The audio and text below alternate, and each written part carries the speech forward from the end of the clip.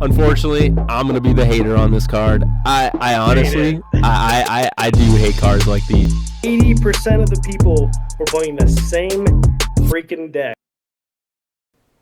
Welcome to WWB Worldwide Broadcast.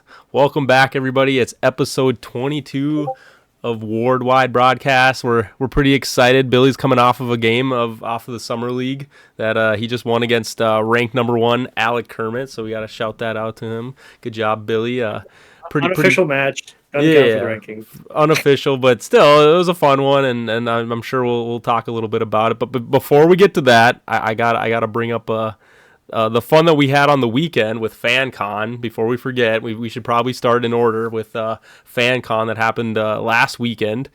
It's a little ways out, but we have KC here. Hi, KC.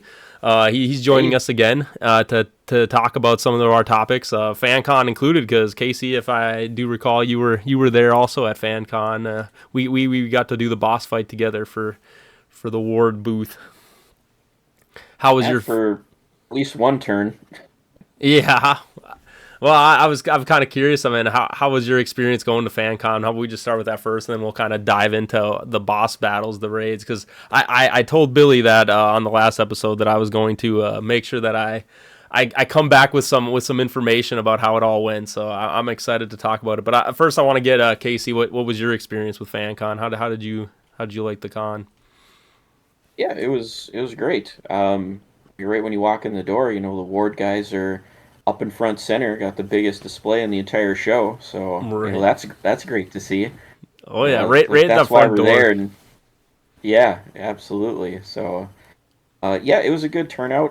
There was a lot of new people that stopped by, were asking questions. There was a good handful of people that just talked to Joe and Tom, sat down, bought some packs, and Joe just taught them how to play. And I just happened to kind of be sitting right behind him, listening to him talk, and yeah, like everybody that sat down to play, to learn for the first time, was really enjoying it. So it sounded like he sucked in a lot of new players. So yeah, I can only imagine that. Good to hear. I can only imagine that. Yeah, some of the new people that are joining into the Discord right now are also coming from potentially FanCon. Some people that, like you said, they're finding that interest. They're finding that.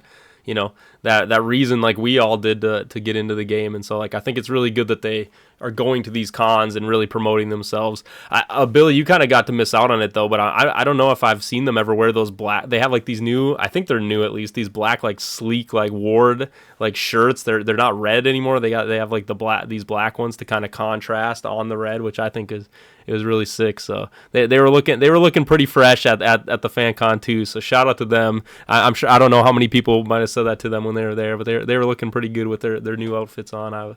I was really liking the vibe. Yeah, I thought so too. They wore their standard red on the first day, but yeah, then when I walked in there Sunday, I caught my eye immediately. I was like, whoa, they got black shirts on. Oh yeah, okay. I guess I didn't realize you went on Saturday too. So yeah, I guess you'll have your own take on how Saturday went. Were you there for the pack crack, Casey, for the boss fight? Yes, it was. Oh, okay. Well, then I don't even need a report. See, Billy, I did my homework. All I did was just bring my study buddy with me, and now KC gets to walk us through it instead. Yeah. That was KC. Mine's all secondhand. I heard that you faced the undead Alvarine, Casey. Was that the boss that you ended up having to face in the pack crack? It was, yes. Ooh, okay. How did you feel about that? It's playing the first couple of bosses at home by myself, and then going there saying we were going to play the undead Alvarine. I never even tried that one by myself yet, but I mean, just looking at his stats, I was like, wow. And I was like, out of just cracking packs, not having a constructed deck, I was like, I feel like this might be a little overwhelming, and I was a little nervous about it. How many members did you have playing? I think there was about 12 of us at the table, I think. Okay, so that's still a pretty decent sized group. I mean, yeah. I mean, even with like pack crack, like I think that's quite a bit of people. And I do know I talked to Joe and them, and they were saying that at first it was kind of hard for you guys to like figure out exactly how you wanted to plan out like the way to engage against the boss. But he said by the end of it, I felt like you guys were all pretty well in sync and like kind of utilizing the what you did have in your decks, even though you didn't get to decide what you had, to kind of find a way to beat the undead Alvarine. And you guys were successful, right? You were able to beat the undead Alvarine, which I think is pretty sick. Yeah, we were. Everybody that bought Gen 1 stuff used every copy of Holy Water that they got their hands on. Because that undead Alvari is undead, so Holy Water Smart. was key. I mean, there had to have been, I want to say, at least 7 or 8 Holy Waters that were played in that game, and it was vital. It really was. It's okay. That'll give some show for in our matches. Apparently, a lot of people knew that the bring your own deck on Sunday, that the what the boss was going to be, because Dragon's Bane was running around in a lot of Yep. decks, and I don't know if people were expecting it to be Chrono Dragon or what. But I honestly I didn't run it in my deck because in my head I was like, maybe they'll throw something if we get enough people here. And we had an 18. Moving on to Sunday, we had a table of 18 people show up for the Bring Your Own Deck raid boss, and they did end up wanting to do Chrono Dragon. But it got to a point where, and I guess this is something that they might have to think about in the future, is like as they go on with these raid bosses, 18 people felt pretty. It was a pretty like hard for everybody to get their turns and like get through just like turn cycles and hearing people. I mean, again, we were in a kind of a big arena, so like your voices kind of echo. It's harder to hear people talking across the table, but it definitely got to a point where I think even the ward staff understood that it was like, hey, we have a table of like 18 to 20 people. I think if you count all the kids and stuff that were there that were playing, I brought my kids. There was a bunch of people with their kids. We all wanted to have our families enjoy the experience too, which I thought made it pretty wholesome. But I do think it was smart of them they ended up breaking it up into 2 Chrono Dragons. So we actually had to split our table, and both sides had to fight a Chrono Dragon. So it was definitely a different experience. I mean, both of us were successful in taking down the Chrono Dragon. Me and Casey were actually not. Yeah, I know. Congratulations, everybody. We beat Chrono Dragon. I don't know if we're the first ones to do it. If someone else has done it already, leave it in the comments and maybe give a little summary of how you guys did, either on Spotify or on YouTube. Also, a good time to say subscribe, hit the like button, all the notifications, everything, and make sure that you guys can keep up to date with the ward information. I really do think WWB, just on this little bit of tangent, we are probably one of the best sources for a lot of people to get the information, about ward. So it's like I really think it's a good time for you guys, if you haven't subscribed, if you're not following, if you're not notifying, to make sure you do. And I mean, we basically get these videos up every week, so. But anyway, back to FanCon after all that little self-promotion. Sorry, I had to throw it in there. But no, but we ended up having to take on 2 dragons. Like I said, we had our own dragon that we faced, and Casey had his dragon on the other side.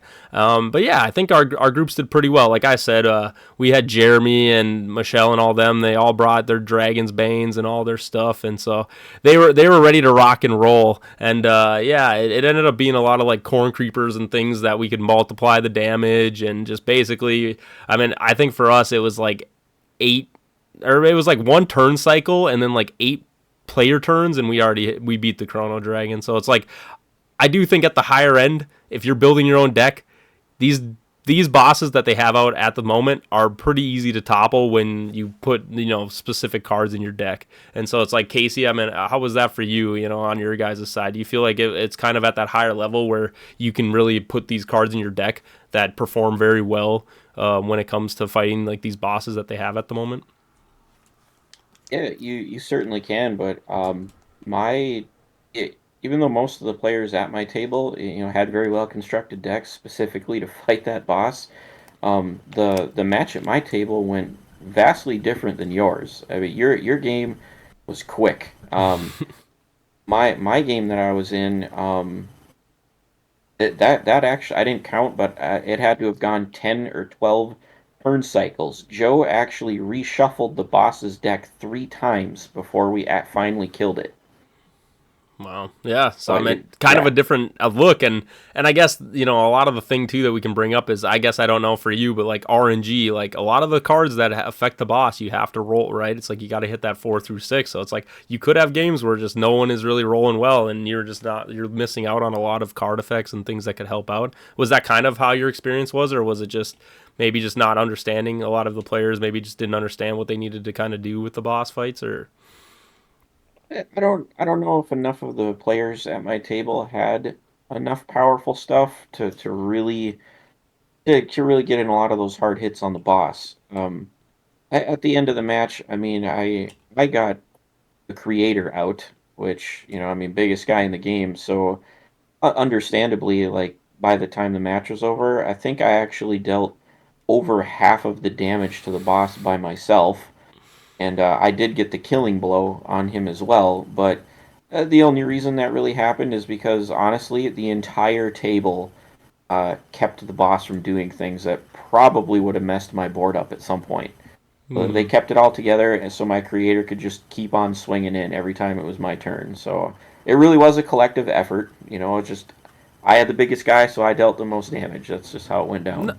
I like hearing though that you said it's like even though like some players might not have like those strong powerful cards, just how much like every effect everything matters on just like forcing the boss to maybe not get those crucial things that the boss needs to get off to like keep the game going. I think it is kind of cool, like you said. It still shows that it's like it is a very teamwork oriented kind of style for Ward, having this other game mode that it is fight a boss. So it's like I like that aspect, like you said. Hearing your story, it's like you can really hear that it's like, hey, that is part of a boss fight, is you do need teammates. And it's like, as much as I like how everybody tells me these solo bossing stories, Casey, I know you're kind of on the mission to solo as many bosses as you can. I think it is, it does show that it's like, hey, having these team working moments, I think is definitely going to be something that really like inspires a lot of people to want to pick up playing boss battles, maybe even more than like playing against their friends, right? Playing with their friends and just working together to fight these bosses.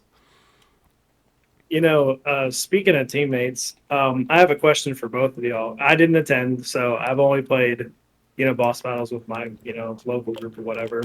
Right. And we haven't gone above Alvarine yet. So, Harry, you had mentioned like your table was like you had a pretty easy time, basically like crushed it. Casey dealt half of the damage, so he was taking on half the boss, but getting a lot of support.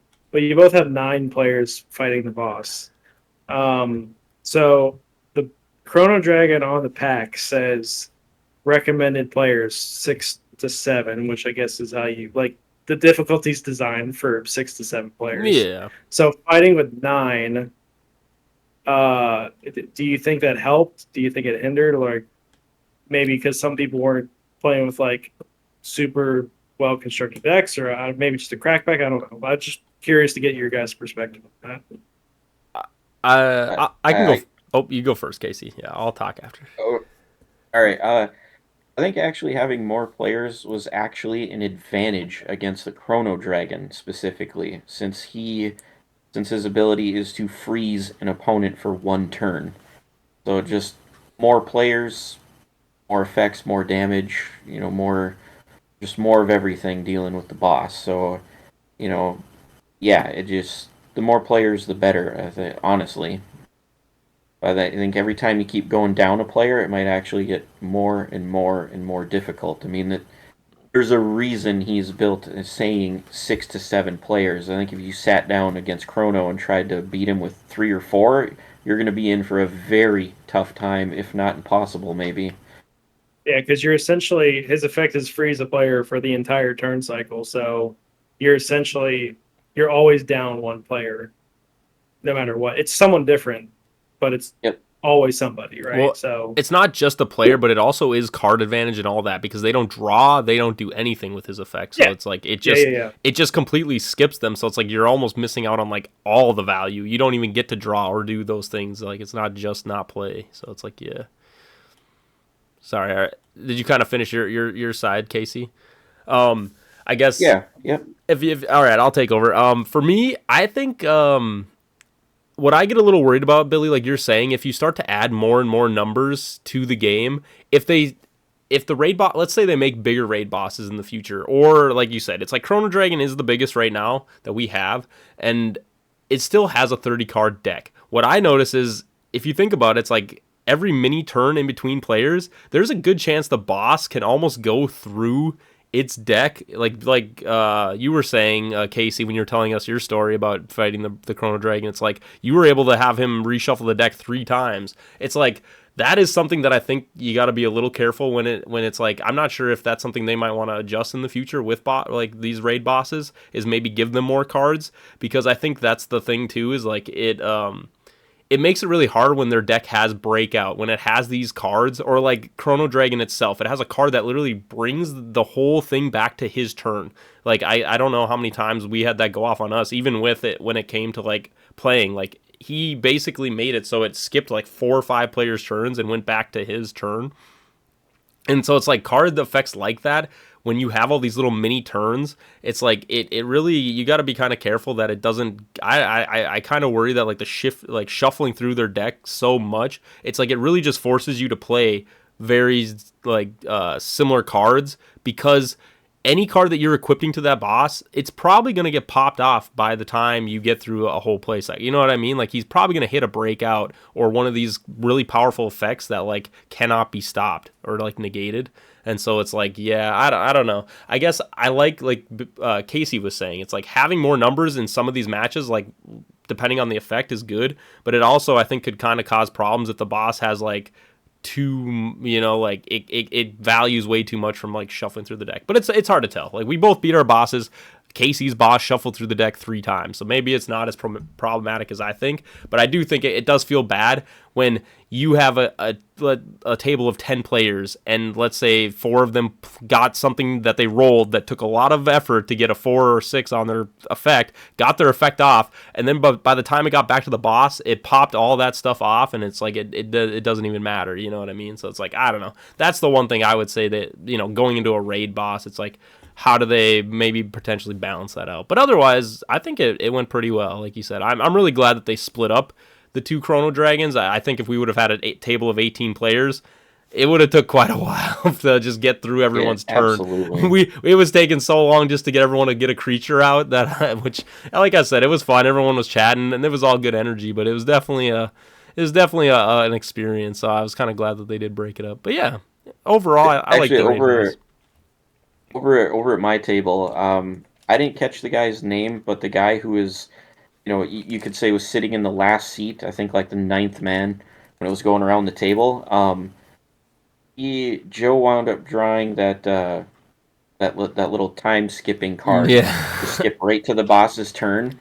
I think like 2 or 3 times before it actually got to that guy. Like, everybody at the table already had 3 turns under their belt, and he still hadn't played yet. He didn't even have his opening 5 cards yet. Yeah, we had a guy named... I kind of felt so bad for that guy. I know, we had like 20 minutes doing nothing. We had a guy named Chase, too, and he was at the end of our table, and I think all he got to do was play his creature, and then by that time we beat the boss, because we skipped over, did that turn skip like 3 times, so like he just never got to play, which again, it's like, maybe that's only with the Chrono Dragon, but it feels bad. It's like, dude, this, like, I'm glad he showed up. He was a good sport about it, but like you said, Casey, it's like, it kind of sucks to be that guy, because it's just like, you just didn't even get to do anything. Like, it's like, I don't know. Here's for anybody. What's up, Billy? Tip for anybody watching: sit immediately clockwise to the right of the boss. Guarantee you're gonna get some turns. Well, so that's actually, I've been thinking about this. So the more people you play with, obviously, the more it's going to happen, because the boss will go through his deck. But let's pretend you're playing with 7 people or 6 people, whatever the recommendation is.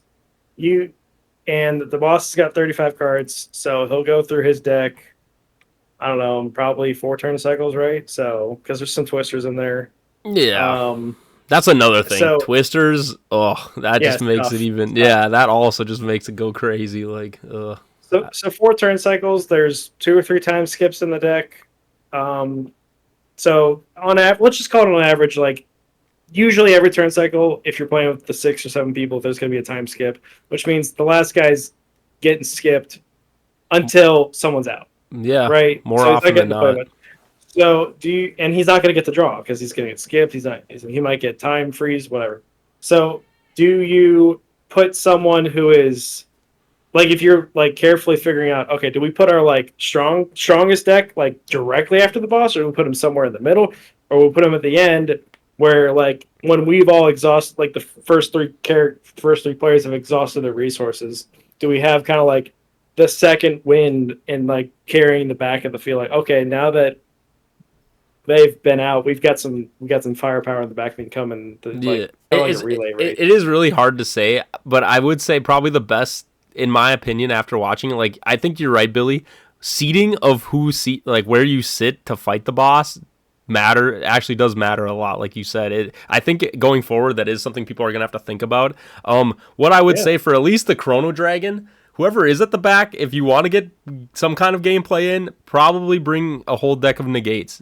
That's where you want your negate guy to sit. Whoever the negate guy is, like Billy's kind of that negate guy. He likes his negates. You put Billy at the end of the table for obvious reasons, not just because of negates, but Billy would be using negates to negate the boss. Like Casey was saying, it's like a lot of people end up just trying to negate their effects and let the big people like do the damage and do all the things on their turn. So it's like you want that guy to probably be at the end, because not only can he maybe negate that boss effect that skips his turn, so he's allowed to play more, but it's also, like you said, he doesn't know, especially against Chrono Dragon, if he'll get to his turn, so he might as well just run negate. You might as well put a guy with a bunch of negates there just to potentially try, even though he has to roll. It's like, hey, at least you get to do something in the game. But yeah, like I said, it's something that, maybe. This was the first raid boss, and like I said, it's like they're still doing the balancing, trying to figure it all out. I just think as we go further, if you're getting bigger raid bosses than Chrono Dragon, and you want more and more players to maybe sit at these tables, that is always going to be something they might need to consider of, like, do we make double the boss deck? Do we run, 70 cards instead of 35, right? Do we just so that there's more of a chance that they don't have these like resetting, skipping turn mechanics or whatever they might end up putting in these raid bosses, you know what I mean? Well, Chrono Dragon's the only one that has it, and it's So a far. unique card, right? Yeah. So it's not like Baron has it. It's not like Alvarine has it, So No, fair enough. Yeah, I don't know, that interesting. Yeah, I mean, I certainly didn't think about seeding as important until really taking a look at Chrono Dragon. I'm like, yeah, that it's gonna matter. And hearing y'all talk about the last person didn't even get to play with 9 people makes sense. I guess now you got to go tackle hard mode. Yeah, well, that's the thing. They were very kind of scared to do hard mode, and I think it would have been a total different story if we did, the nightmare or the hard mode, because I think on hard mode, I think he still got to like cleave, or maybe not, maybe it was just his stats, but I know on nightmare mode we were all talking about it, and it was like basically he just gets to like all of his attacks just cleave and stuff, and it's just like, yeah, that would be kind of scary. I do want to put out Joe T, third place Joe T from season 2. He ran Heroism Demonic Turtle, and I honestly think that might be like one of the most powerful wall strats that can exist in boss battles. The thing is that and it's also kind of interesting because like he basically, anytime an effect went off, like heroism just negated it. So I think like going forward, obviously heroism, you got to be kind of careful because it's kind of you also can't play cards on your creature, but I don't know, man. He was able to suck up so much stuff that the boss was doing, because he would be the one. His luck was pretty bad. He rolled a lot of ones, but it helped that he put heroism on his creature, because it didn't matter if they had like some stun or any card of effect. It just shut it off. Obviously, creature effects still work under it, so you got to be kind of careful depending what the boss's effects are with heroism. But some bosses, heroism kind of just does a lot of work, and I think Demonic Turtle also just being a big, tank that can handle those big hits from the boss. I think it was definitely a cool combo I seen. Yeah. Cool. But anyway, I think we can move on from FanCon, but it was a good experience. Like I said, I'm really excited to see what they do in the future for raid bosses as they go forward in this kind of like boss battle season, I guess you could call it, that kind of is running alongside just the competitive season too. So yeah, no, I'm really excited. But moving on, a little closer to home, we still have our summer league going on, our WWB Summer Ward Fantasy League, and today, like I said, Billy just got done playing his game against rank 1 Alec Hermit. Pretty exciting.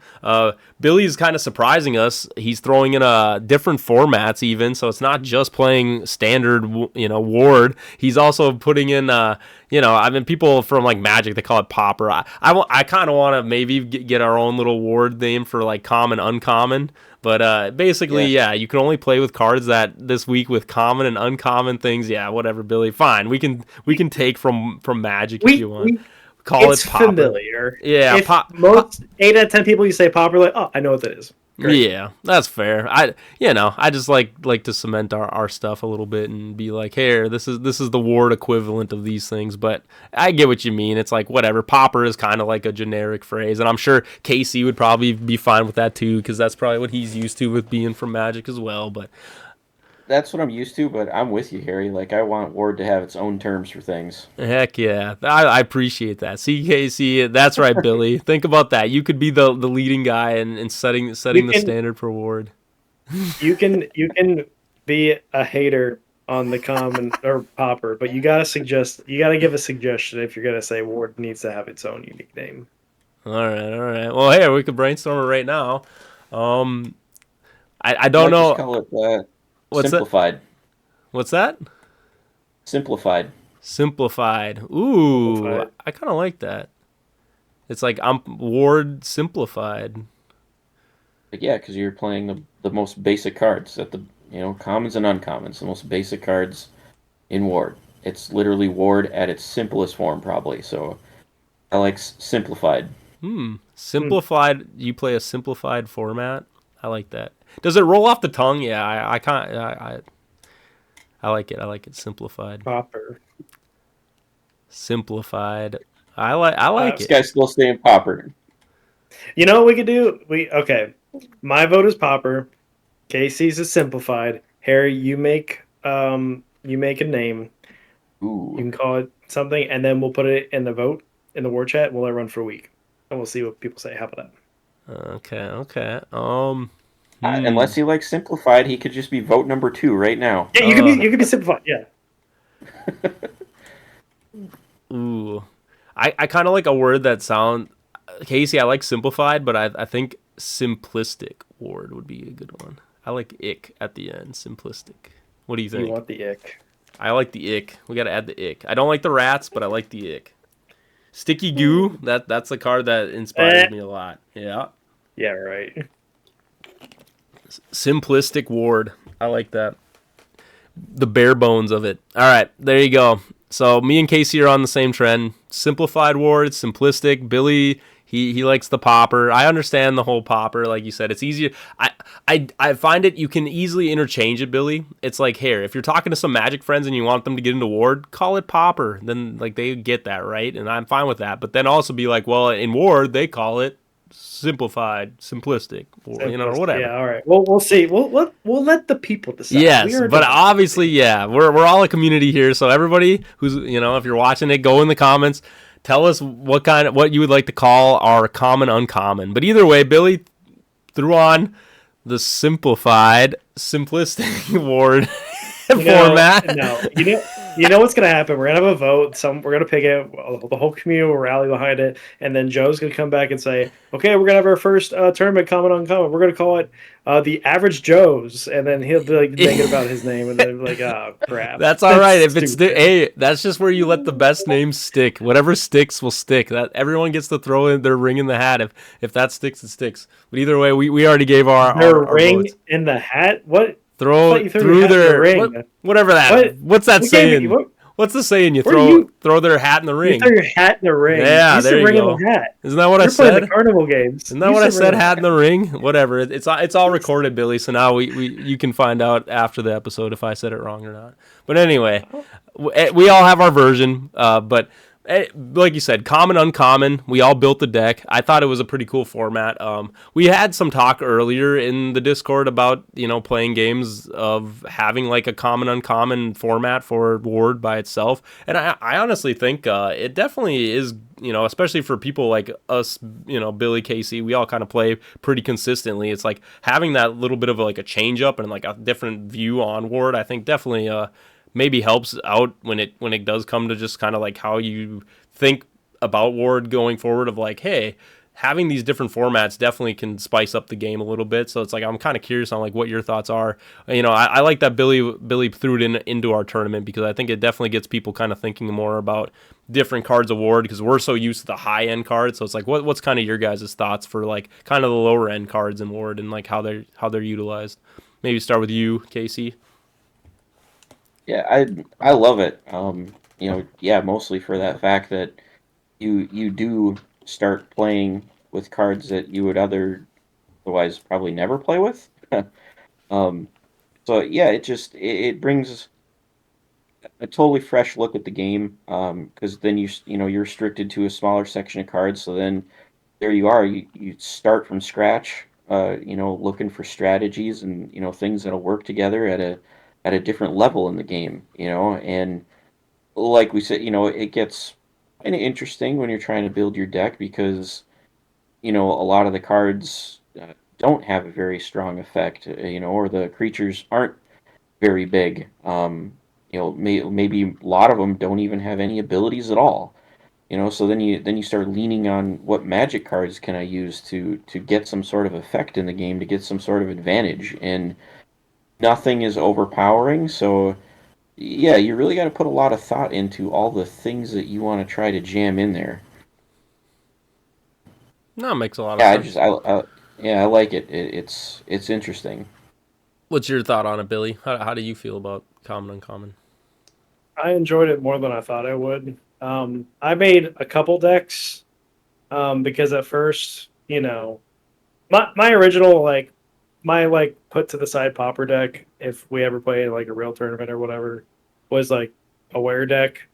I personally think that's so I put limited full moon because I didn't want everyone just running wear decks. I think it's ridiculous. Full moon and popper is basically just free flaming the infinites that you can only kill with Kendo Tiger.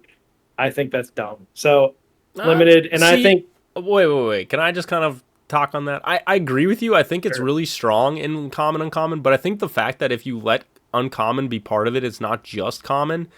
You get cool things like Mooncat, which I think Mooncat is kind of like a spicy like counter the meta of wear creatures, and I think Mooncat has its place. The only thing that I do get scared of is that those wear decks can also utilize Mooncat to their advantage as well with full moon, which is like that's where maybe it gets a little too crazy in my opinion. But my wear deck was 3 Mooncats. Okay, and so not even a one werewolf. It's just it's a fake. Right? It's a fake moon. You call that the fake moon deck, where it's not. There is nowhere. It's all just cats. I felt like it was a little too one dimensional because you start getting to roll like 40 and 50 a hit. That's dumb. So yeah. And for common and uncommon, you can't compete with that. So no, one full moon, and then I had a lot of fun trying to build outside that because I was like, okay, I'll build like halfware because I only got one full moon, and then I just kind of shifted away from it. I'm like, actually, I think you can do better without it. So like, it was fun, and I kept making changes to it. I enjoyed it, and like it. Alec made a comment during the game. He said it felt like a crack pack, which is true. It felt like a crack pack that I had a little more control over, and I enjoyed that. So I had a good time. I felt like I probably got a little too lucky in our matchup because we had pretty similar decks, and I think I just got one too many irresistible love rolls. So, so that's my comments. I like Alec Kermit's take on a crack pack. I find a crack pack sometimes can just be they just have a card like Flame of the Infinite, and all of a sudden, like Billy was saying, you get creatures that are hitting you for like 30 damage a hit, and you just have no way to stop a card like that or have just any destruction. Controlled crack pack. How about that? Yeah. I will say your guys' game was a lot closer, than what crack packs can sometimes end up being. Yeah. That's fair. I'll give you that. But yeah, I'll move over to my take. I think there's a lot of unique strategy that only comes out in common and uncommon. I think utilizing infinite space is a huge one. With only having Kendo Tiger and Bunnysaurus to negate or destroy cards on the field, and there's no other destruction in the game, it actually, I think, becomes a very powerful skill for a player of Ward to know, like, what should I play at what moment? Should I play this card that might stay on the field forever at this very moment, and will it benefit me enough when it comes later in the game or different timings? And I think that is honestly like the beauty of where I think common and uncommon come from. It's like for players, like I said, like, you know, we're at the higher end, so we see a lot of these powerful cards being played and a lot of these things. It is kind of nice to test yourself to be like, hey, if the meta isn't destruction, how can I function the best, you know, in that meta where I only have 5 slots of cards that I can kind of like play around with? And I think it does make for some pretty unique decks, you know. I will say 5 infinite slots. Yeah, Because 5 infinite slots, but you can still play standard and flash. Yeah. yeah, my original like my earlier popper decks in the week were like very heavy on the infinite equips. I like look at how many creatures I have and how many infinite equips I have. I'm like, I'm overloaded. I can't do that. I'll start tossing the cards that can't play them, and that's not good. So I had to start kicking them out and putting single use spells in there, because even if I have 5 equips on the field, I could still play the single uses. So there's a balance there, and I don't know what the right ratio is, but what I played today felt pretty good. So I'll probably stick somewhere around that. Yeah, I agree with you. I think there's also just some mind games too that are in that, you know, common, uncommon. Like you were bringing up, like full moon. It's like you could also utilize an opponent's full moon by playing your own creatures. Same with like attack beacon. You know, those powerful cards that do help certain creatures, you can also play around those cards pretty well. It's like even for like Billy played a, you know, 3 green dragons and a Kendo, and it's just like if that becomes the meta and it's like people just play dragons, that's where those cards like Dragon's Bane, like Holy Water, you know, like what I'm thinking for like demons, they have like Exorcism. I'm trying to think. There's probably a couple more that I Bug spray. Yeah, there you go. If Bugman comes out. But like you said, it's kind of cool to see those cards that don't get played. And I also think like sometimes it's like, here, this gives both of us, it's a field spell, it gives both of us this power. So like, how do I play around that, and how do I think through those decisions too? So like, I don't know. I really do like that feeling of just having that different format where it actually forces you to kind of like train in other things than just like what you have to train in to be like good at the high end of like Ward with like epics, legendaries, and all those cards. So yeah. There's a bit more depth than I originally thought, because it is a very low card library for common and uncommon. I'll leave the name to be determined. But yeah, go ahead, Casey. So yeah, the format will get a lot better as the game grows. Just having access to more and more common and uncommons. I agree for sure. And like I said, there'll definitely be different styles to be played. And you know what? That's also cool, because now when Gen 3 releases, I won't just be excited about like the power cards. I'll be excited to like go through the common and uncommons, like, oh, how is this going to change Popper? And all of a sudden, the entire set is really exciting, because like for Gen 2, I mostly look at the common and uncommons as like, there, it's cool. I like Squirrel, you know, I like Baby Dino, because I like the art. But like now, like going to Gen 3, like if we start to do like regular like common and uncommon games, I'm like, yeah, like, oh, this uncommon, this is gonna be great. This is gonna be format defining. Yeah, I don't know. So we'll find out. It's cool. It's kind of funny you say that though, because I feel like they probably didn't do much of like common uncommon, which is Gen 1. I think that'd be just fun too, just to do like a Gen 1 common uncommon, because I do find it that a lot of the creatures that were being played in a lot of their matches for the Summer League were a lot of like creatures from Gen 2. Obviously, like, I mean, even the devs have talked about it on our past podcasts, like, hey, Gen 2, we made sure modifiers were a little better so that creatures could actually just hit on their own, so they didn't have to rely on just always having like cards to help them like hit. And so it's like, I think it would be kind of cool though to just kind of see like, what does it look like just in each individual gen, you know, how did they play out? But yeah, I do. What's that, Billy? Sorry, Alec mentioned in the chat, Frogman plus Bull Power sounds like a decent popper combo. AL12 just like that, and that's true. So that's a Gen 1 card and didn't get played a lot. I haven't seen it. Yeah, but Bull Power would be a Gen 2, and so you couldn't do that with that. Yeah, but you're talking about creatures, right? So that's fair. Specifically calling Frogman. I agree. I do think when KC brings up cards like when you have Green Dragon, I just think unfortunately Green Dragon is just like kind of the counter into Frogman. His AL10 doesn't really give him as much value, but yeah, into some matchups, like definitely for sure, I think the AL is good. Maybe that's where the KC makes that argument. AL isn't that matters that much. It's speed, right? So it's like, But yeah, I think Yep. we can move on. Like I said, I'm really enjoying the summer league. I really think that, like I said, I hope everyone keeps posting all their decks and the deck ideas, because again, I just want this to be a resource. Give people all this information so that they can all feel confident. Playing Ward, or just if they really want to start thinking more about it, they can see our deck ideas and maybe help them. Inspire them to like figure out what cards they want to put in their deck. So I really do like the league. Moving on. Yeah, I'm enjoying it. Oh, all right. Move. No, you're good. I was just saying I'm enjoying it. Go ahead. Heck yeah, I think we're all enjoying it. But then moving on, I do want to give Casey. I know last week we talked about the Elite Eight. I didn't see too many comments in there talking about people that disagreed or had other cards that they thought maybe had the place. Um, I am kind of curious, Casey. I know that this is kind of a topic that you like to touch on a lot, and you were the one who kind of inspired our conversation on the last episode. So I wanted you to maybe give your take on how you feel about for the Elite Eight that we came up with on the last episode, and do you feel like those are like the power cards in Ward? Yeah, I do agree pretty closely with your list. Mine differs with I think two different cards on it and the order that they're arranged in. Harry, do you wanna go over real quick on the Elite Eight that we Yep. discussed? Yep. We can do the Elite Eight again. So for number one, you have Holy Light. I'll just briefly kind of summarize them. Holy Light, very good recursion card, can get almost any card out of your cemetery, spell or creature, so that's really powerful. Following that up, we did Visitor from Beyond. It's also another really powerful recursion card that can get any spell out of there for free, basically. Then we went on to say Irresistible Love, I think took the third slot, or no, Revival Priest. No, Revival Priest. Revival Priest, sorry. Yeah, it's Revival Revival Priest Priest. took the third slot. Again, it doesn't matter what order you say them in. These are just like the powerful 8 cards, right? The Elite 8 in our game.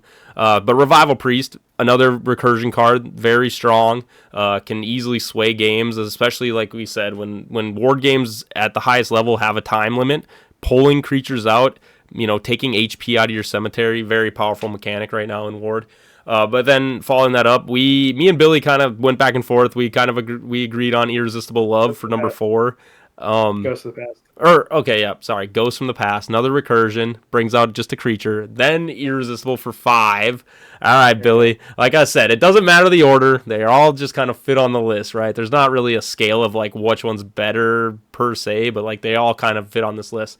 But yeah, Ghost from the Past 4. Sorry, Irresistible Love 5. Billy's keeping me honest. We put Irresistible Love Sounds from the Grave just because of the fact that it doesn't really have a cost to play it. I do know it is limited, but this how powerful a card can be at an uncommon level, and the fact that it doesn't really cost you anything to get this powerful effect. I think that's why we kind of decided to put it at a little higher up on the list. Sounds from the Grave right behind it. Like I said, it's just very powerful card, can shut down your opponent. Destroys the board, so if they have any good setups, it's just kind of an inherent destruction card. Then this is where we move down. Number 6, I believe, is Assassin. It was our first creature we decided to put on the list. Definitely deserves the shout out because Assassin just, if you look at its stats and you look how powerful it is, it definitely can just get the job done and do that. Like I said, yeah, 6 is technically Sounds from the Grave. And then so 7 was Assassin. And then now the 8th slot was, I think this is where we were up for debate. And Bailey, now that I've slept on it a little bit and it's a new week, I think Scroll of Silence might be the card that we could put in that potentially in there. I love Turncoat. I do think that it might not be utilized enough in the game right now. I could be wrong, and like you said, data in the future could adjust this, but I think for right now, if we had to do just based off like data alone and just like the fact that people put that a lot, like utilize that card a lot in high level competitive award, I think Scroll of Silence might be that 8th slot. But for right now, we did kind of cement in stone where we were at with the Elite Eight. So maybe you can convince me, but I kind of am curious how KC's list might be. He goes, where does his Elite Eight go in? Great. I think the biggest elephant on the list for me would be that you guys put assassin on the list. Ooh. Okay. Uh, I wouldn't even have a creature on the list at all, honestly. That's fair. I mean, it's a fair take. I Um, just yeah, reason being is, you're trying to look at the 8 most impactful cards in the game of Ward, and mm, you know that's kind of like, you know these cards will go into, you know well, I'd say Holy Light and Visitor, like literally go in every single deck, competitive deck. If you're trying to play competitively, Holy Light and Visitor go in every deck made. see that There's just I no reason not that to. wait, Casey. I don't want to cut you off, but I think you're kind of giving us the gold there in your statement. Is by saying like assassin doesn't belong in every deck. As it stands, everybody runs assassin in their deck. Almost every Do competitive. they though? Do Most decks they? Hey, now do. wait a minute. Most Hey, decks okay, do. Mr. Ward Bull Champ, was Assassin in your deck? And the only reason assassin wasn't in my deck is at that time I actually didn't have an assassin. But I think there is a statement to say that I potentially would have put an assassin in my deck at that time too. Um, I, we I didn't. Well, I mean, I didn't play in Ward Bull, but the deck that I would have brought there, I didn't have Assassin in my deck. and that's fair, but Casey, you just got to be careful with what the requirement of the Elite Eight is, and the requirement is that this is a card that people think is a must-have to put in a deck, and as it stands right Must now, have is most impactful. I agree with Casey's assessment Yeah, because yeah. So, because like Flame of the Infinite is really really good. It's probably just outside the list. Doesn't go in every deck. Like it's a very impactful deck. So I don't know. So backstab, same situation. Does it go in every deck? No. Really hurts when you can use it. So okay. Casey, yeah, go ahead. Sorry, we're not trying to cut you. Oh, I mean, yeah. we All are, right. but So, we got to defend our list here a little bit. Come on, Billy. But anyway, Well, okay. Let me. you're making a good argument. I should say, I meant creatures themselves. I think yes, sometimes you can get almost no value out of them, and depending on certain things. But I think you could say that about a lot of cards, right? So it's like, yeah, maybe she doesn't deserve to be up there. I just think with how of a staple she is in the game right now, like it's hard to put a lot of any other thing, creatures above her. And I think even some Magic cards I would not put in my deck over her. But again, I do want to hear, Casey, what your points are about it. Going with where Casey, what what's do you number think 3? replaces assassin? I guess is and kind Let's of just what. hear his list. What's number 3? Oh yeah. I was just stating that I wouldn't have a creature on the list because there is no creature in the game that's more versatile than the Magic cards that are on the list. Okay. So yeah, my number one is Holy Light. My number two is Visitor. I 100% agree with everything guys are saying about those cards. Um, but my number three was Silence from the Grave. Um, that That's a was good your card. guys' number six. Uh, Yeah. I went with Silence from the Grave because and so I'm going with Silence at number three and Irresistible Love at number four. Now, I'm putting Silence of the Grave above Irresistible because Silence from the Grave is a guarantee when you play it. It's 2 turns, 2 uninterruptible turns that are guaranteed you're doing what you're doing. Irresistible Love, you could say at the very least, is only going to work for half a turn. It'll work for your turn on your turn when you play it, and when you pass the turn, it could be gone.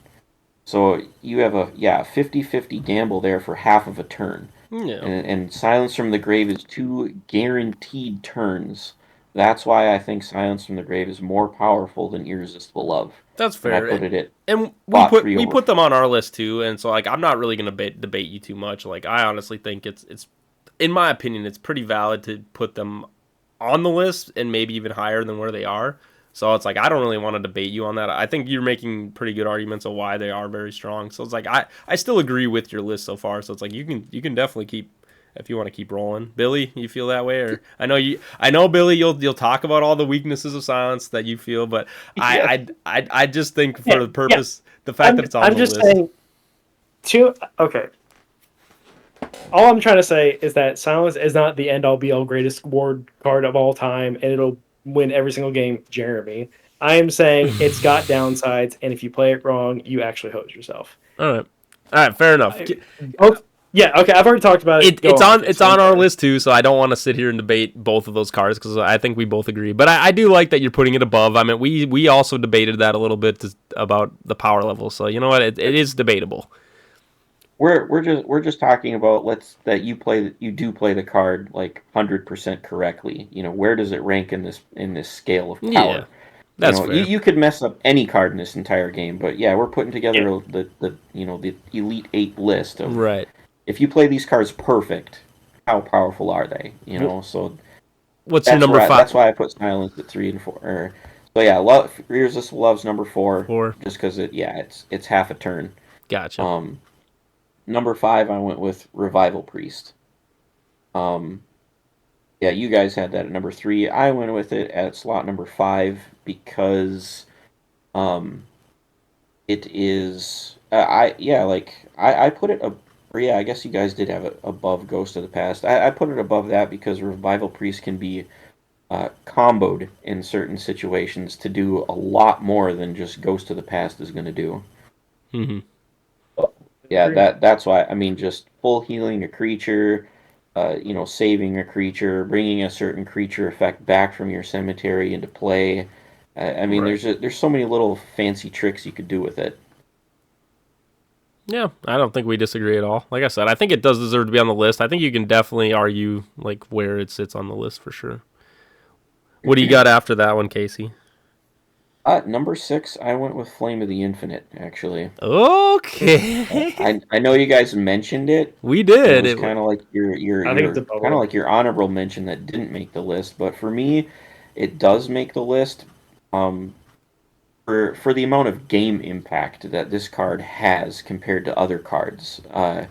When Flame of the Infinite comes out, the buffs on this card have such a huge impact on the game that nearly any creature in somebody's competitive deck turns into a serious threat that has to be dealt with. Like either you got to get the creature off the table because it's getting buffed so well, or you got to find a way to get Flame off the table because it will be buffing every creature they have for the rest of the game.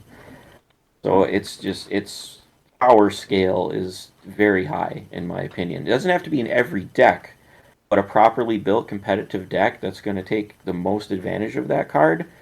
It's got to be dealt with, or it is game over. It's hard for me and Billy to dispute that because we both run decks that definitely utilize that card pretty well. I mean, Billy plays a lot of different decks here and there, but his Iron Squire deck that I don't know if he wants to take credit for it, but the version that he made definitely. What? You take credit for? That's my credit. Get out of here. Okay, I honestly take credit for. The first time I seen it played was not you. The first time I seen it played was a match with Tommy or it was Marty and Joe maybe, or Tommy and Marty. It was one of those, and I just know that they were showcasing how Squire could be used, and so I'm sorry if I don't accredit it to you, but they were definitely showing how you could play demonic magic on your Squires and all these little combos that you could do with your limited summons.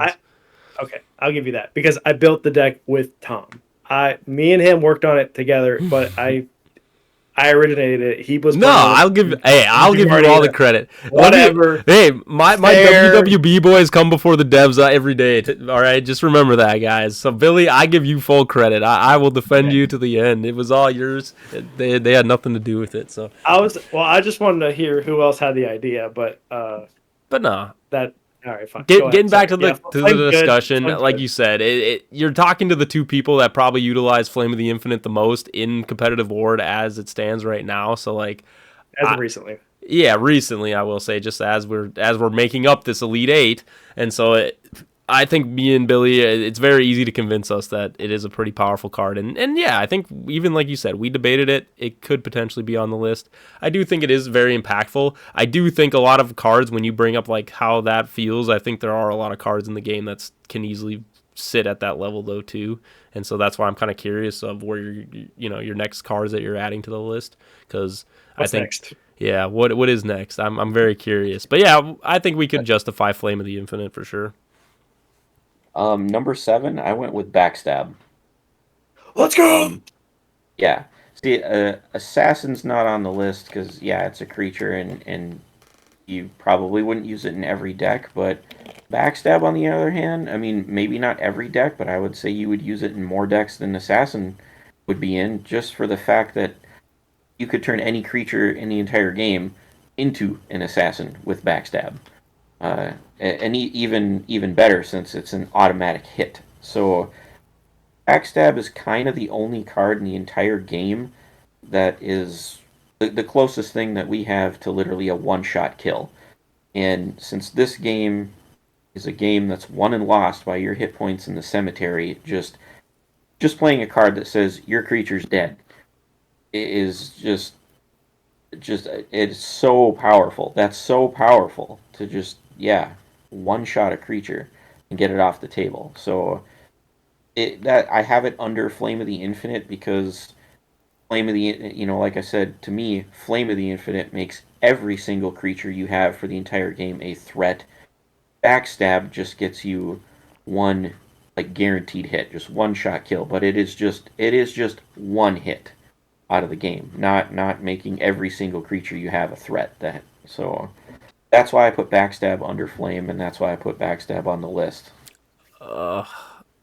This is really hard, and I just had this thought. I was like, when you bring up how impactful a card could be, does Foggy Night just go on this list then?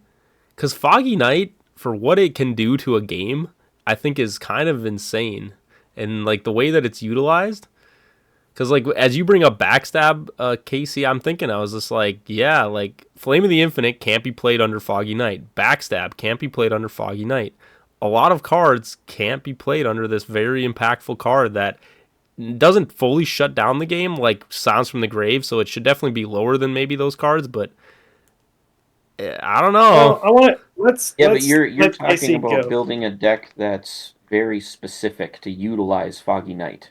Yes. But I disagree. I think Foggy Night is actually a very versatile card that can fit in most decks. And I think our competitive scene has proved that. And I think if any card is the mostly proven by that, was this season of Ward with Gen 1, Gen 2, and how people utilize Foggy Night. Yeah, but it's very specific, right? Like you have to be able to take advantage of it because if you don't, it hurts you just as bad. And I've played plenty of games where my deck wasn't optimized fully for Foggy Night, and I draw a second Foggy Night that I already have one in my hand. I'm like, wow, this sucks so freaking bad. Like I have no cards that can play with Foggy Night. It's just sitting bricks in my hand, and you want to avoid brick cards as much as possible. So, I think it's niche, but really good when it's used. So. I 100% agree with that. Oh, well, like I said, it was a thought. But Backstab, I think you're right. One-shotting a creature in a game, pretty powerful. And also the fact that it makes you go faster, it's very hard to stop if it's played properly. Like you said, Sounds from the Grave's out. You just have free reign on Backstabs. You can just set these plays up with Irresistible Love, Sounds from the Grave. So there's a lot of ways to make sure that this doesn't, people can't negate this damage or stop it. I have had times where my Backstab damage has gotten negated because I didn't properly protect it. So again, like you said, the power level of it, I don't think is like top tier because there are things that it's pretty easy to stop and like potentially like not get the value. But I do think, like you said, it forces your opponent to have to respond to it. Otherwise, it's like, yeah, I'll just kill one of your creatures for free. Foggy Night is not on the list because Irresistible Love and Silence of the Grave are doing Foggy Night's job way better than Foggy Night could. I don't know. Neither of those cards can be played under Foggy Night. I think games have been won and lost because they can't. Yeah, they can't be Foggy played Night under Foggy Irresistible- Night, but they're yeah, shutting okay. off magic completely from your opponent. That is such a circular argument. Get out of here. That is not. How is that circular? I think in a competitive scene, you can't play Irresistible Love and Sounds from the Grave under Foggy Night. Yeah, and you can't play Foggy Night under Irresistible Love or Sounds from the Grave. You can't play anything else, actually. fair enough. You Exactly. got it. That's right. That's all right. my That point. is fair, like you said, because you're shutting down. Yeah, you're shutting down your opponent with those cards. All right. Fine. I was throwing a card in there. We can all agree and disagree. You know what? My brain. I have to know the rest of your list. Yes, finish the list off, Yep. KC. Sorry, we're taking a long All right. time. Number 8, Scroll of Silence. No. Yeah, let's go. Because it's a guarantee. Yeah. Is it a Billy reason? Because it's a guaranteed? No. Yeah, so I have it on here for, yeah, the ability to end a chain and guarantee that your spell goes off is undeniably powerful. It just literally supports the rest of the Elite Eight list. Mm-hmm. So it is I want to say Silence from the Grave is only an extremely powerful card when it is supporting another powerful card. Yeah. That, just, yes, that guarantee of you get, the game gets to a situation where you're like, if this goes off, I win. Mm-hmm. You have it. I mean, that's the whole purpose of the card. And to be, it's kind of to sort of mirror the things that Silence from the Grave and Irresistible Love is doing. Scroll of Silence is doing kind of the same thing. I mean, you're Right. playing, Love and Grave to guarantee that your things are going through and going off. Like, your opponent can't interfere with you. Scroll of Silence is filling the same role. So, it can just, yeah, it just applies to anything. Just, this needs to happen for me to win, and it's going to happen, and they can't stop it. Yeah. So, I think that's yeah, fair. that's why I got it on the list. That was kind of, I think that's where I kind of landed on it too. Like I said, I came back after a week of thinking and I was like, yeah, I think we all can agree that Scroll of Silence probably just does deserve to be on this list. Like Billy said, I mean, it's a guarantee. Like you just said, it's a guarantee.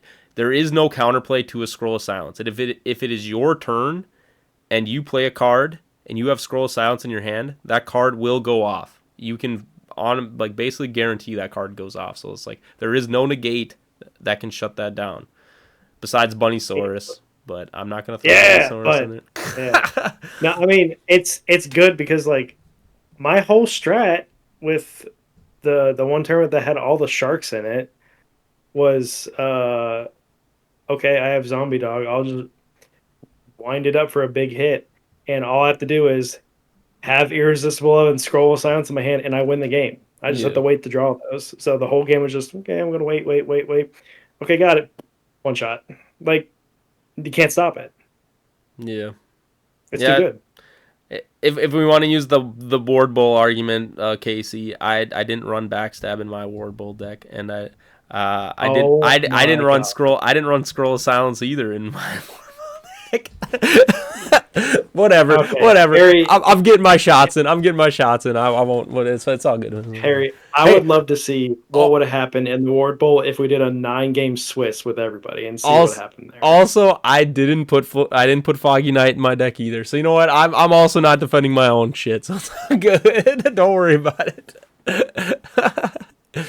But No, anyway, the elite, like I said, it kind of at the start, the Elite Eight is the powerful stuff. Like I said, not all 8 cards go in every single deck ever built, but they go in a vast majority of decks more than other cards. yeah, I agree with you a lot. And, like I said, obviously with statistics, like I said, there are some cards that definitely make it into decks a lot at this moment. But I do think, like you said, going forward with Ward, the more cards they add, cards like Scroll of Silence, how do you make a better Scroll of Silence? You can't. It Yeah, you can't. negates and it can't be negated. It's like you can't really beat that. So it's like, yeah, I agree with you.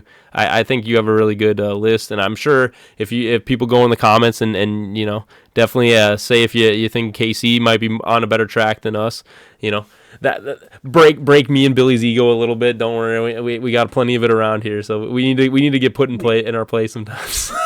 I already said when we made the One original. little honorable mention is I got Ghost from the Past is just off the list for me.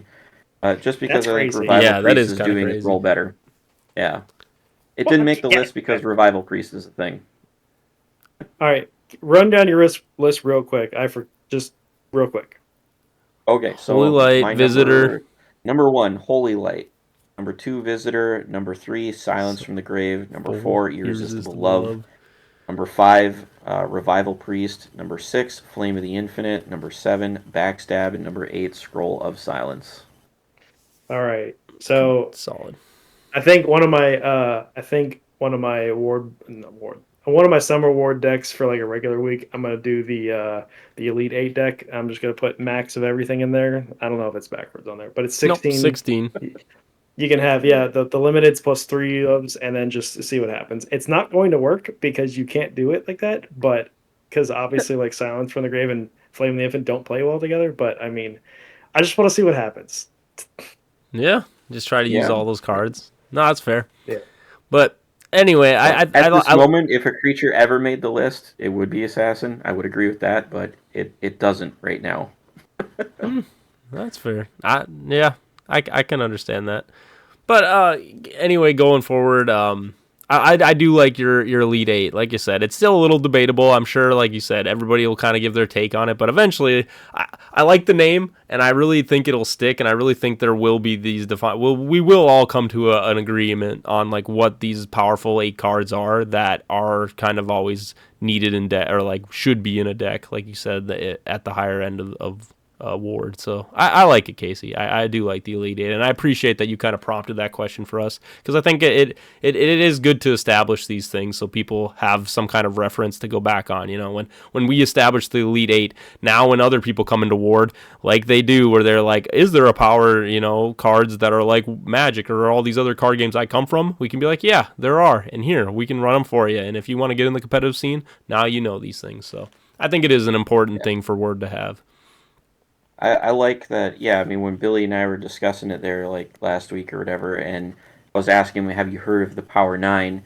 And then I watched your episode, and you were like, "Ward needs its own thing. We're gonna call it Elite 8." Like, I was like so excited about that. I was like, "Yes, I want Ward to be different than I mean, I'm a 30-year Magic player. I love that game, but I want Ward to be its own thing. I don't want it to be copying anything that Magic is doing." So yeah, when you said Elite 8, I was like, damn, that sounds cool, And then to circle back to our topic, I got to give Billy all the credit. Sorry, common, Billy came up with Billy's he's the mastermind in the Elite 8, so you can thank Billy. But. All right, yeah, Ward with it. Well, I mean, back to like today's little topic, circling back to Ward having its own stuff.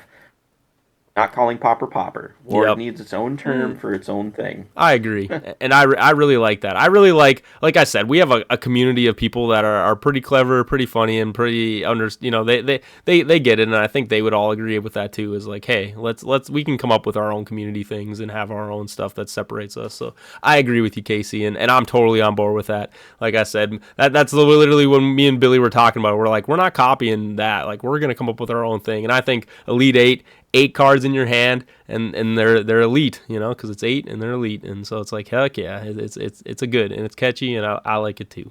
But you got to discard one for a scroll or Silence from the Grave. So. Yeah, but you do have to discard one of them for Silence of the Grave. So how elite is that card really, right, Jeremy? But anyway, going forward, I do have one more section. I want to call it counterpoints, and this is where you guys, I'm gonna be it's kind of me putting you guys to the test. So I'm gonna pick a card that is in the game right now, and I want you guys. It's a fun little segment. You're gonna take a common card, an uncommon card, a rare, epic, legendary, not a mythic. I mean, unless you want to try to do a mythic, but you got a small pool to do it from. And you have to counter the card that I give you. I guess you could also use promos too. So we'll do promos as well. Okay?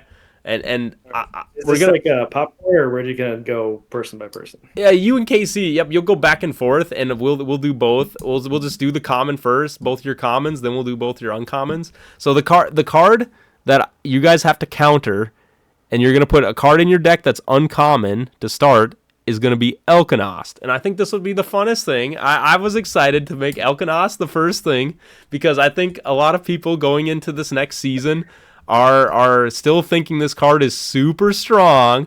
And so I am excited to see you guys have beautiful big brains, and you're gonna tell me what a good common card is to counter Elkanost. So we're doing uncommon. Nope, we're going to start with common, then we're going to do one of each. Right. So you're both going to do a common, then you're both going to do an uncommon card that you would put in your deck to counter Elkanost. Then we're going to do a rare, then we're going to do an epic, and then we're going to do a legendary. You ready? Yeah. All right, Billy, start us off. What's your common card?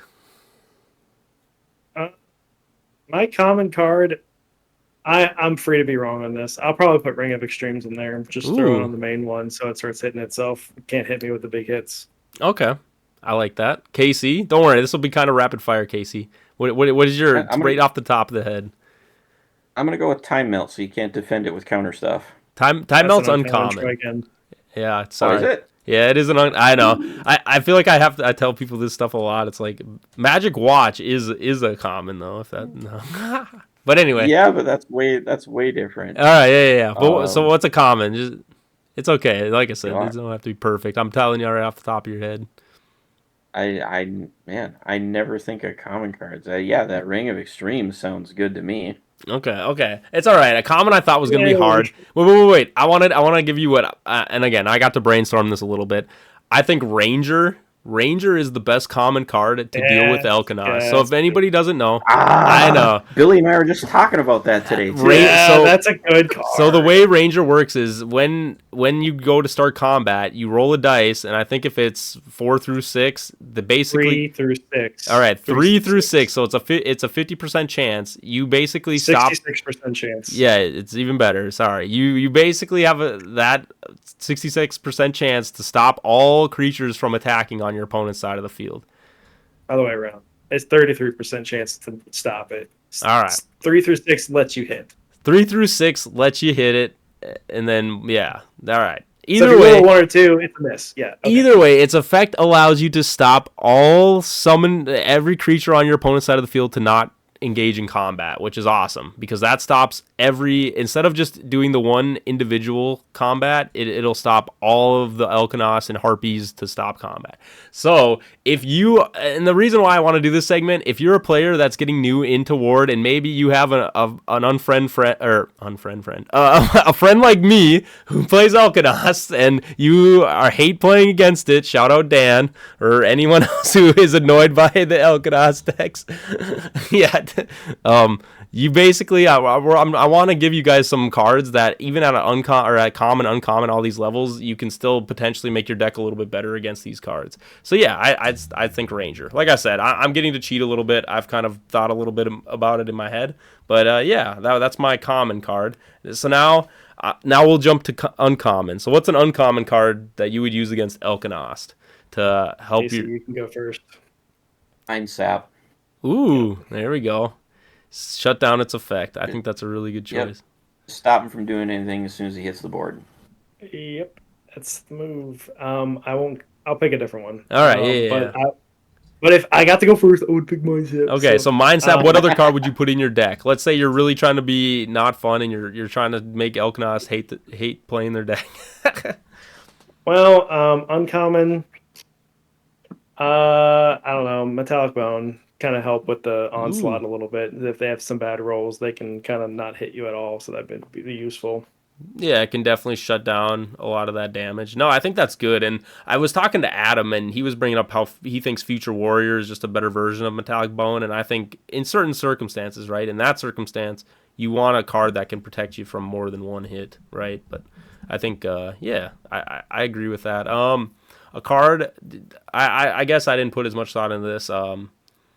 What would I do against that could be a common? I really like KC's Time Melt. I think just in general, Time Melt, a very underrated card, but it definitely has a lot of power behind it where it's like, it basically is kind of like Irresistible Love Sounds from the Grave.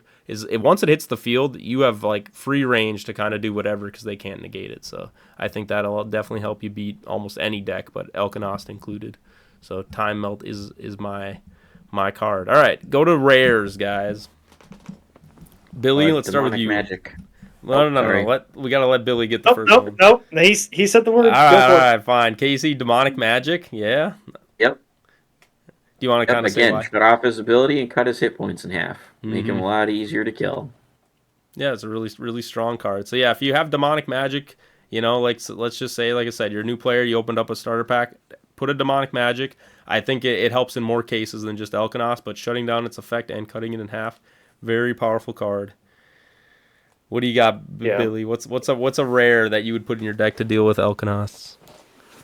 I'm gonna be a little unconventional. I would have picked Demonic Magic because obviously I use it to work against you. But Uh, Sound like you're having I'll a go a seizure little. over there, Billy. Good. I'll be a little unconventional, and I'll say Magic Shield.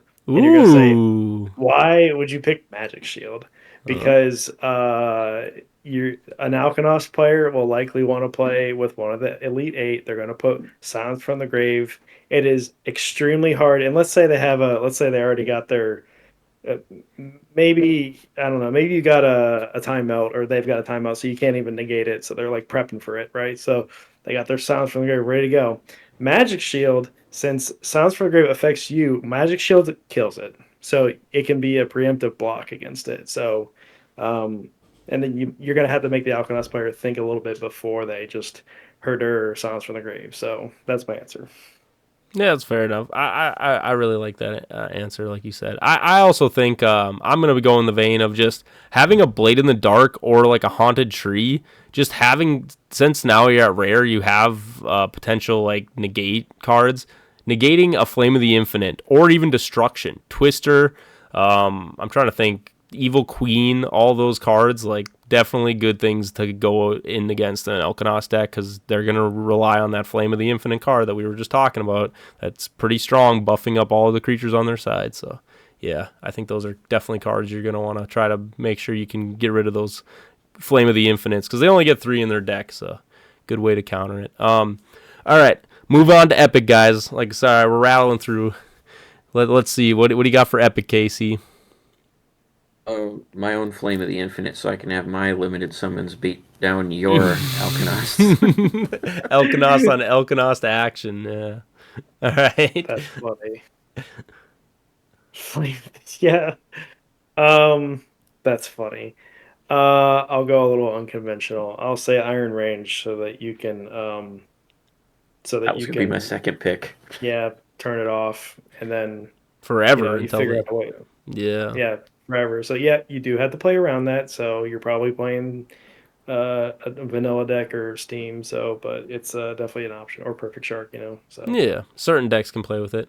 I like that. I'm also gonna go kind of unconventional. I think a lot of people have seen this card and know this card, but a Loving God, again, just another card that basically stops all their creatures from attacking for 3 turns, gives you a lot of time to potentially find the things you need or pieces. So I would say a Loving God is probably a very good epic to go up against limited summon I decks. I almost said Loving God because I would pair it with a legendary card. Yeah. Okay. Well, I just think in general, if you have a Loving God in your deck, like I said, this is to help out players that maybe they want to think of counters for these decks. I think a Loving God is a very good epic card that if you have it to definitely play it against limited summon decks. That's actually a pretty good answer because as long as the Alkanos player is not going to play some destruction, then a Loving God helps you slow the game down with what the Alkanos player is going to want to play fast, right? Hmm. So if they can kill you fast, you're not going to get the cards you need to beat them. So if you can you need to figure out ways to slow the game down. Right. So I like that. um, yeah. And then, all right, and this might be the easier one, or maybe more debatable. What is the legendary card, guys, that you should put in your decks to counter Elkanost? Are we picking just legendary, or do we get to pick promos at this Uh, level? we could do. Yeah, you could do promos too. Okay. Yeah. Let's do legendaries and then promos too if you want. Yeah. We're including promos in the legendary category. Is that what Well, you're let's saying? just do legendary and then you can do a quick little shout out of promos. How's that sound? Okay.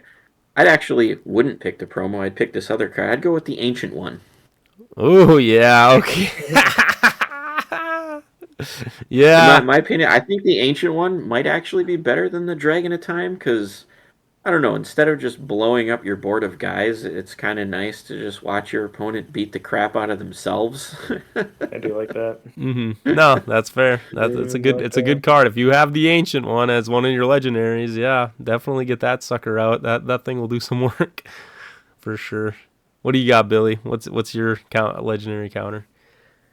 I'm gonna dip into the Elite Eight again and pick Sounds from the Grave, so I can turn off their effects again, and then also destroy their Flame of the Infinites. So Yeah, kind of a that's my answer. double-handed combo and gives you 2 turns to kind of potentially find what you need. Like you said, it's the trifecta. Sure. It does all the things that we were kind of just saying that the other cards do, but a little bit better and does them all. So yeah, sounds from You the just got graves. discard a card. I guess I'll be the one that I've had it played on me a bunch, but Judgment, it is a debatable card that if it hurts them that much. But there are times where I think if you have a big hand, if you have a hand of like 6, 7, 8 cards, and they Judgment you, and now you put all those creatures back in your hand, you have to discard 5, 6 cards and to play to get them all back out. So it's like I know Billy, you're making a face. I think it can be questionable if you want to use it, but I think there are times where if, like you said, if those Elkonos players do have these bigger hands and you've made them maybe stall at the game, definitely could be a good card as Judgment. The only time I'm playing Judgment against an Alkanos player is if I've got a Mind Sap or an Iron Range or a Silence from the Grave on DAP ready to go, because I am going to throw it back in, but I'm not going to let you put it back out there, right? So that's that's what you really want. That's fair, but like you said, it just resets Elkonos so that maybe you can shut them down. I did play a game against KC with Elkonos, and that's kind of what he did. He Judgment, and then when I brought it back out, he was able to negate its effects, so I kind of just had the one out there. So I would say it definitely works pretty well, but like you said, you still have to get through all that HP, so you definitely got to be careful when you use that card, but I think it's a good. But anyway, I think this was a fun one, counterpoint segment. Like I said, I think it's just... It can be kind of quick. Just let people hear the cards. I don't think it needs to be too much explaining. And like I said, I think we come up with pretty good things. And again, I want this to be a resource for like new players where it's like, here, this is what my buddy plays. And like I said, there'll be more segments like this, and I'll pick different cards. And it's just like, okay, how do I deal with this card? What is the best way to deal with this card? And so yeah, I think it's a fun segment for people. But anyway, winding down the show, I want to get your guys' final thoughts. It definitely was a long episode 22. Make sure again, people like, subscribe, go in the comments. Like I said, there was a lot to comment on. How FanCon went, the Elite 8, if you agree. And then also flame the hell out of us for our takes and our counterpoints, and maybe what will we do. It's fun to have everyone engaged in talking about this stuff. What about for you, Casey, though? How you got any final thoughts with Ward? Actually, here in Hibbing, we got a crack pack tournament tomorrow. Hoping it turns out. As far as I know, only 7 people have signed up as of today, so we need a minimum of 8. There you go. And that is fair. Friday turnouts, I feel like, are kind of hard. I mean, a lot of people do work weekend jobs. So, but yeah, if you do wanna, if you're in the Hibbing region and you got something free time on Friday night, definitely go over and join the Crack Pack tournament. Definitely will be fun. But yeah, I'm glad that they're promoting them, promoting it at their store. They didn't make like I'm guessing it's just the game store owner. I'm surprised that the staff didn't make like an actual like announcement for it. But it's definitely just for fun at the store. Yeah, not an official no ranks tournament involved. So yeah. But speaking of official, Saturday at Curious Crow, if you're jonesing to get on the list and try to catch up to Alec Kermit. Official crackback tournament at Curious Crow, Saturday at 5. I don't remember what time it is. It's evening. The time is so messed up with that tournament, Billy. I don't know. It's hard to say. Is it going to be 5 p.m. at night? Because I think if that's a tournament, that's gonna be a late one for you. That's a crackback. Okay, it's probably single elimination. I'm playing. Okay, like you said, I think it is, yeah. But that is an official tournament, so I mean, if you want to get in the rankings, be there at 5 p.m. and I think you'll get to play Billy Hughes. I'm sure he would be excited to play you guys. So yeah, definitely. I don't have too much on mine. Like I said, we're still waiting on a lot of things. I won't be at the Crack Pack tournaments, but sounds like they both will be exciting. So if you are in this region, there's a lot to go around, and if you aren't in this region, the Summer League. We're keeping that going on Untapped, so definitely tune into that. And I already know there's a lot of people that have reached out to me, Billy, that have said that they really want to get in on the Summer League or not the Summer League, but I guess just in the league eventually. So I do want to.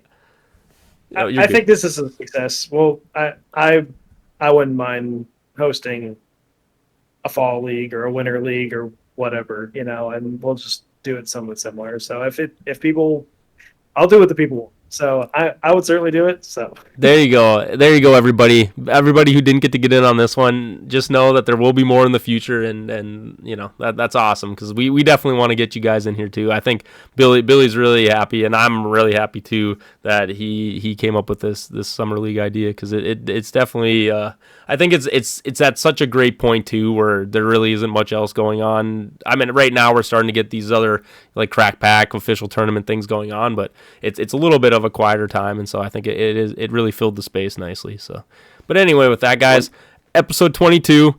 Oh, KC, you got one more thing to say, or? Let's say one real quick thing on Kraken Packs at the forgot to mention at the FanCon on Saturday on the Crack Pack boss battle thing. 3 assassins were cracked at our table, and a little 5-year-old kid cracked a creator out of a booster pack.